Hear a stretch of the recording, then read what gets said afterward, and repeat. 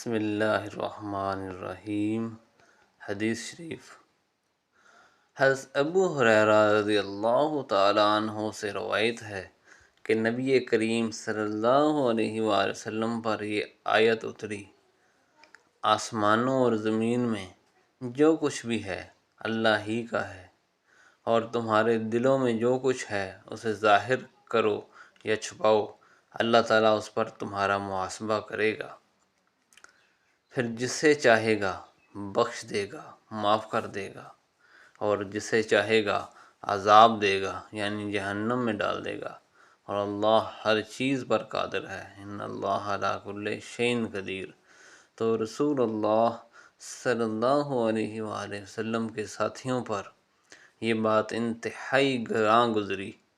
کہا، وہ رسول اللہ صلی اللہ علیہ وآلہ وسلم کی خدمت میں حاضر ہوئے، یعنی صحابہ کرام، اور گھٹنوں کے بل بیٹھ کر کہنے لگے: اے اللہ کے رسول، پہلے ہمیں ایسے اعمال کا پابند کیا گیا جو ہماری طاقت میں ہیں، یعنی کہ نماز، کلمہ، روزہ، جہاد اور صدقہ، اور اب آپ پر یہ آیت اتری ہے کہ جس کی ہم طاقت نہیں رکھتے۔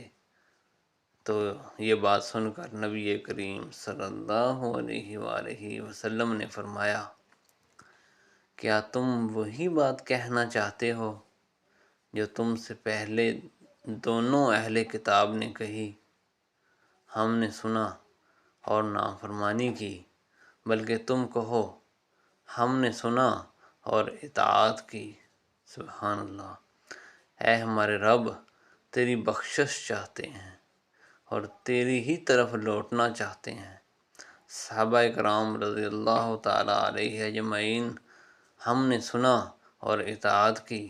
اے ہمارے رب، تیری بخشش چاہتے ہیں اور تیری ہی طرف ہم واپس آنا چاہتے ہیں، یعنی لوٹنا چاہتے ہیں۔ جب صحابہ کرام یہ الفاظ دہرانے لگے اور ان کی زبانیں ان الفاظ پر رواں ہو گئیں تو اس کے بعد اللہ تعالیٰ نے آیت اتاری۔ رسول اللہ صلی اللہ علیہ وآلہ وسلم اس ہدایت پر ایمان لائے، اور جو ان کے رب کی طرف سے ان پر نازل کی گئی اس پر بھی ایمان لائے، اور سارے مومن بھی اس پر ایمان لائے۔ سب ایمان لائے اللہ پر، اللہ کے فرشتوں پر، اللہ تعالیٰ کی کتابوں پر اور اللہ تعالیٰ کے رسولوں پر، اور کہا: ہم سب ایمان لائے، میں اس کے رسولوں کے درمیان فرق نہیں کرتے۔ یعنی صحابہ کرام نے کہا کہ ہم اللہ اور اس کے رسولوں کے درمیان فرق نہیں کرتے، اور انہوں نے کہا ہم نے سنا اور ہم نے اطاعت کی، فرما برداری کی۔ اے ہمارے رب، تیری بخشش چاہتے ہیں تو ہمیں معاف فرما، اور تیری ہی طرف لوٹ کر آنا ہے۔ چنانچہ جب انہوں نے یہ بات مان کر اس پر عمل کیا تو اللہ عز و جل جل جلالہ نے اس آیت کے ابتدائی معنی کو منسوخ کر دیا۔ سبحان اللہ۔ منسوخ کرتے ہوئے یہ آیت نازل فرما دی۔ کون سی آیت؟ اس کا معنی اور ترجمہ یہ ہے: اللہ کسی شخص پر اس کی طاقت سے زیادہ بوجھ نہیں ڈالتا۔ اس نے جو نیکی کمائی اور جو برائی کمائی، یعنی گناہ کیے، اس کا وبال اسی پر ہے۔ یعنی جو شخص نیکی کرے گا اس کو اس کا بدلہ ملے گا، اور جو گناہ کرے گا اس کو اس کا بدلہ ملے گا۔ اے ہمارے رب، اگر ہم بھول جائیں یا ہم سے کوئی خطا کریں یا خطا کر بیٹھیں تو ہمارا مواخذہ نہ کرنا۔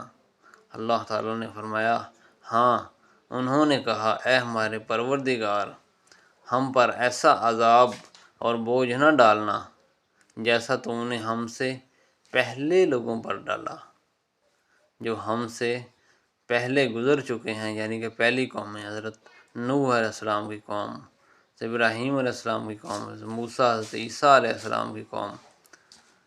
اور اللہ نے فرمایا: ہاں، پھر کہا اے ہمارے رب، ہم سے وہ چیز نہ اٹھوا لینا جس کے اٹھانے کی ہم میں طاقت نہیں ہے، یعنی کہ بھاری چیزیں، کوئی بھی سخت کام جو ہم کر نہ سکیں اور اٹھا نہ سکیں، جس میں کہ ہم میں طاقت نہیں ہے، تو اللہ تعالیٰ نے فرمایا ہاں، پھر کہا اور ہم سے درگزر فرما، ہمیں بخش دے، ہمیں معاف فرما، ہم پر مہربانی فرما، تو ہی ہمارا کارساز ہے، تو ہی مالک ہے، تو ہی خالق ہے، تو ہی رازق ہے، تو ہی رب ہے، تو ہی رحمان ہے، پس تو کافروں کے مقابلے میں ہماری مدد فرما، ہماری مدد فرما۔ اللہ نے فرمایا ہاں، میں تمہاری مدد فرماؤں گا۔ صحیح مسلم حدیث نمبر 329۔